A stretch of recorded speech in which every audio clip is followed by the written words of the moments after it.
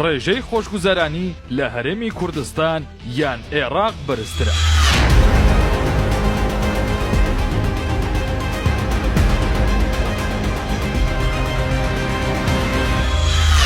ڕۆژ دوای ڕۆژ خۆشگوزەرانی زیاتر ڕوو لە هەرێمی کوردستان دەکات. کێشە داراییەکان چارەسەر دەکرێت. ڕێژەی وەبەرهێنان ڕوو لە هەڵکشان دەکات و کۆمپانیای زیاتر دێنە هەرێمی کوردستان و دەرفەتی زیاتر کارکردن بۆ گەنجان دەرەخسێنرێت. ئەمەش لە چوارچێوەی پلانی کابینەی نۆیەمی حکوومەتی هەرێمی کوردستان بۆ ئابووریەکی سەقامگیر و تۆکمە.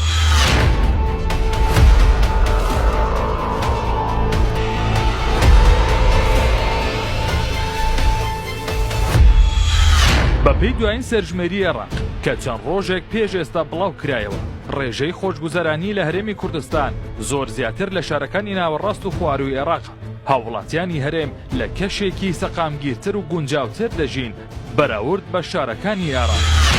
هەرچەندە بەهۆی بڕینی بەشەبوجە و کێشەکانی نێوان هەرێم و بەغدا، موچەخۆرانی هەرێمی کوردستان ڕوبەڕووی ئاستەنگی زۆر لە نەدانی موچە پاشەکەوت و لێبڕین بوونەتەوە. بەڵام بەپێی داتاکانی ئەو سەرژمێریە بێت، ڕێژەی هەژاری لە هەرێمی کوردستان بەراورد بە شارەکانی دیکەی عێراق زۆر کەمترە. ڕێژەی هەژاری لە هەولێری پایتەختی هەرێم لە 6%، کەچی لە بەغدای پایتەختی عێراق ڕێژەی هەژاری لە 14%.